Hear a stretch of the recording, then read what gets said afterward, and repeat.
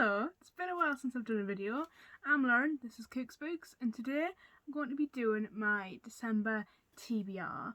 Now, it's been a while since I last filmed for a couple of reasons. One, my phone caught on fire and had to be sent away to be repaired. Traumatic. So because of not having a phone, I couldn't do a November TBR, which was fine. There was a readathon on that I was taking part in that had kind of secret prompts, so I couldn't have done a proper one anyway. However, I do want to do a December TBR because I am 10 books off reaching my goal of 100. And yes, when I started the year, my goal was 12, so this didn't happen, so I wouldn't feel the need to do this to myself. But we're going to see how close to 100 we get this year. I'm not doing a tarot TBR this month, we're doing something a little bit different. I'm going to dedicate at least a week of December to reading some translated books. Now, none of these are particularly long, but I know myself. And I know that I'm not capable of reading this in a week. But let's have a look at the books that I'm going to pick from. We have The Tartar Step by Dino Buzzati, translated from the Italian by Stuart Hood. This is post-war, kind of very, very, very abstract fiction. I picked it up right at the start of the year and just never gotten around to it.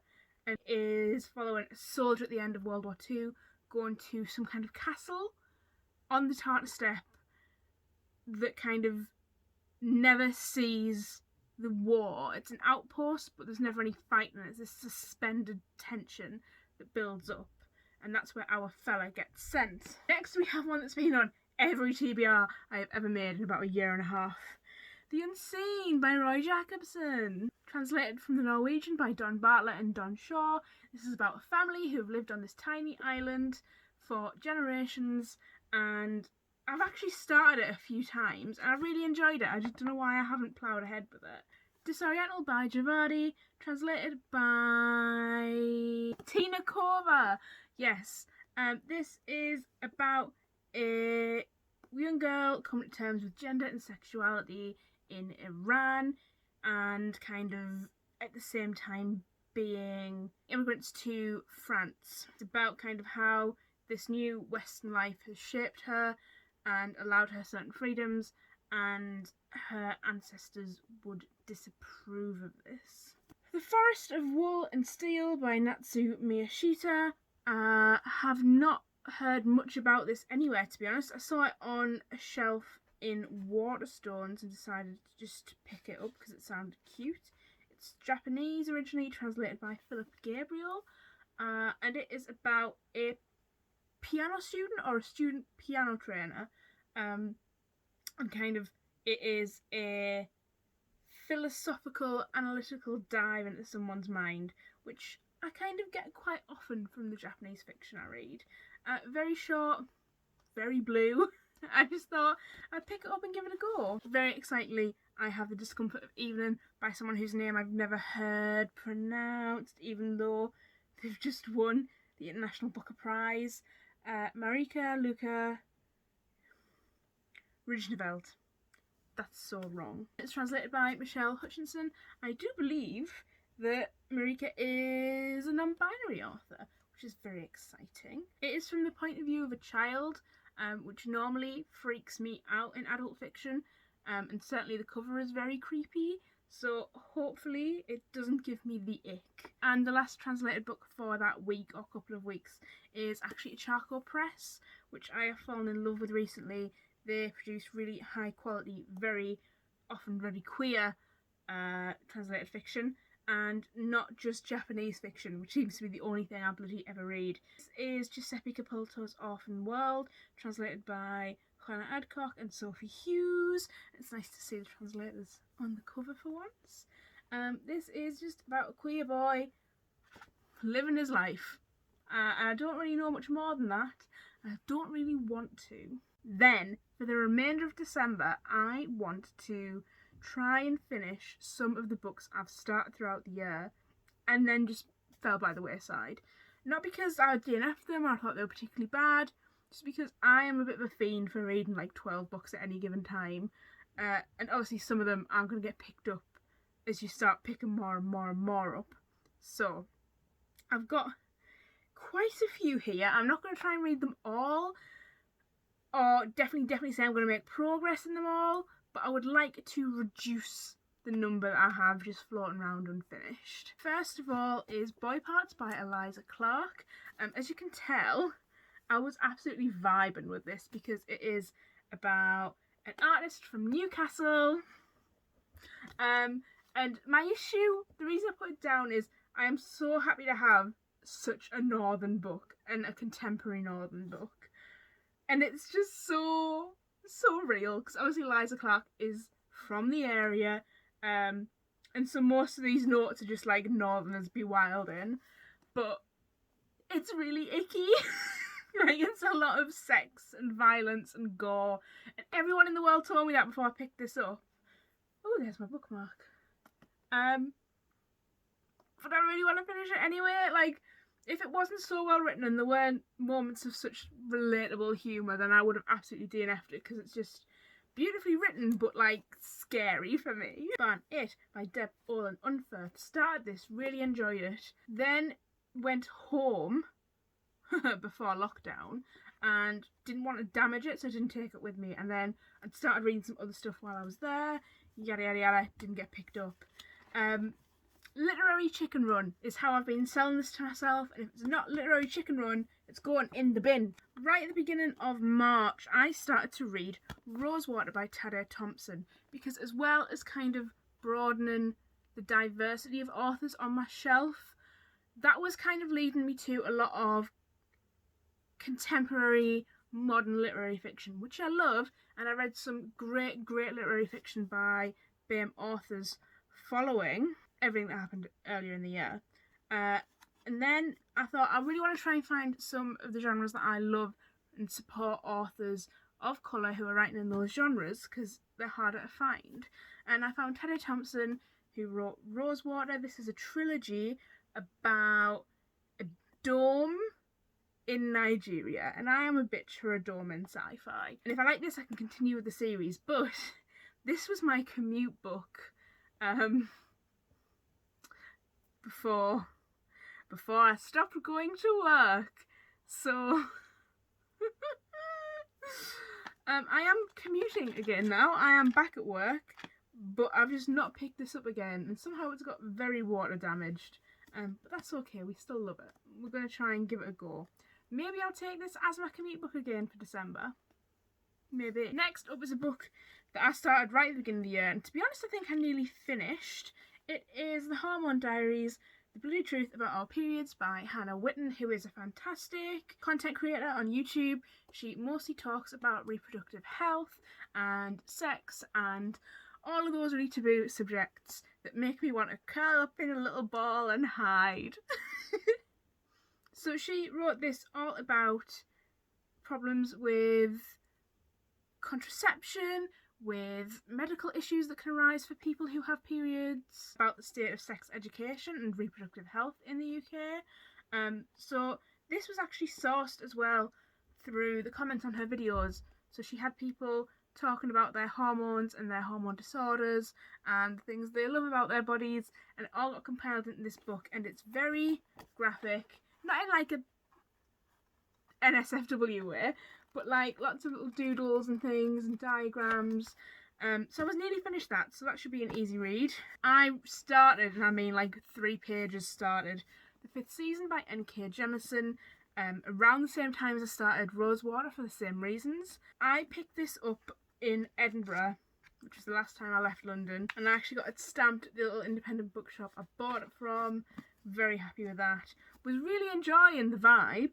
And I don't know why I put it down. I don't know why. Maybe because it was summer and I am more of a fantasy in winter kind of gal. Who knows? I've literally started this about 6 times and never made any progress. It is The Dark Vault Duology by V.E. Schwab, which contains the archived and the unbound. Obviously, it's not happening in December, but the first book ends about here, and that's a bit more manageable. So I would like to make some progress in this. All I know is it is like the main character works in a library where they keep dead people and they get a bit restless. Then I have Gods of Jade and Shadow by Sylvia Moreno Garcia. I DNF'd one of their books a couple of years ago, which was called Signal to Noise, which I just couldn't get into, but I thought the writing style was okay, so I'd give her a try one day in the future. Picked this up because I saw a Twitter account I love called Pro Yearner pointing out some real gay quotes from within it. It is, at the minute, just kind of a lot of backstory with really horrible relatives. And, like, I'm bored of reading horrible relatives in fiction, to be honest, because, like, you don't need to make your character seem like an angel by making people just relentlessly abuse them. That isn't necessarily what was happening here, but it's something I've been like noticing recently, and it kind of put me off reading anymore. But it is set in the 20s or 30s, I think, in Mexico, so I am vibing with that. But I just need to carry on and push through my little weird mental block. At the end of last year, I picked up a couple of sci-fi masterworks books, and this is the last one that I need to finish. It is The Gods Themselves by Isaac Asimov. No idea what it's about, but I was in that mindset where I was like, I need to read some of the sci-fi canon before I remembered that they're all dead old white men and they're boring as shit. I've got no idea. I think it's something to do with like a new energy form being found. Yes, and this new energy form has allowed people to go off and colonise space, basically. So let's see what mischief they get up to. Apparently I got 50 pages into The Left Hand of Darkness by Ursula K. Le Guin. All I can remember of it, it was just like, there was a lot of neologisms, a lot of technical terms, a lot of kind of like sci-fi babble, and it really disconnected me from the story. Normally I eat that shit up, but it was frustrating me to the point where I didn't really even know what it was that I was reading. So, I think, even though I'm 50 pages in and I hate starting from the beginning, I might have to restart this one if I do pick it up in December. Okay, then we have Inopolis by Glenn James Brown, another Northern book. I remember everything that happened in this because it was just iconic, incredible, amazing.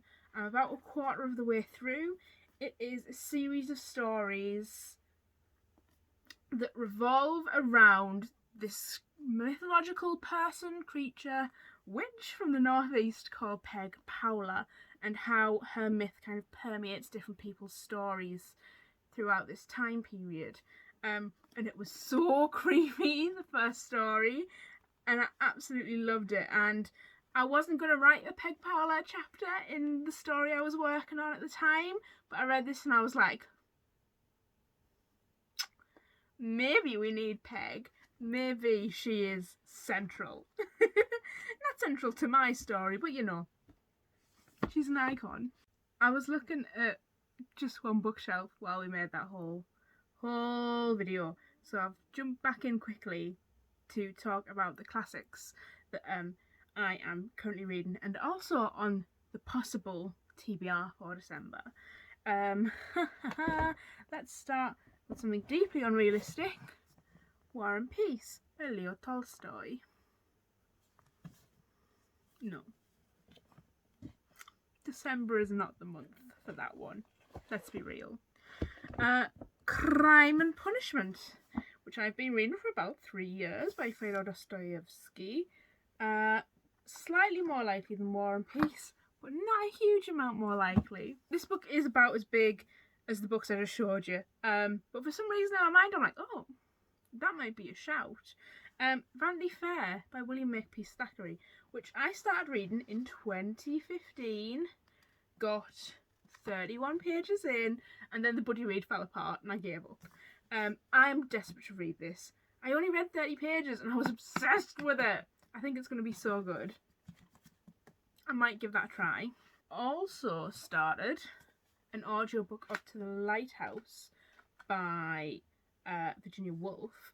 The problem was it's stream of consciousness, and stream of consciousness novels and I do not get on typically. The Milkman was the major exception of that. So listening to it on an audiobook, I kind of just zoned out because there wasn't really anything to grip onto to follow. So what I need to do is just like start again and read it in the paper form, I think. The only other book I have left to read is what's it called? The Invisible Life of Addie LaRue. Started this last month, was obsessed with it, was really loving it, and just put it down one day because, like, I love this. I love the writing style. I love the subject. Everyone knows it's about a girl who sells her soul to the devil to live forever. But the catch is no one can remember her until someone does. And I'm so sick of hearing people give that exact kind of summary of this book. But it's absolutely spot on. And I was just loving this so much, and I don't want it to be over. And I know people who've raced through it and have said, like, oh, I wish I'd held on to it a little bit longer, so I wish I could forget it so I could read it again for the first time. And at that point was like, I'm just gonna, for now, and then maybe later get back to it because I just don't want it to end. I am not even going to attempt to pick all those books up because that is an insane number of books, and I will injure myself. 16 books. I'm not doing that to myself. So, that is my December TBR. I hope your final reading month is nice and chilled. You're not going to stress yourself out about Goodreads goals / Storygraph goals. And I am going to read as much as I can. I guess next year we'll see how I did. Bye.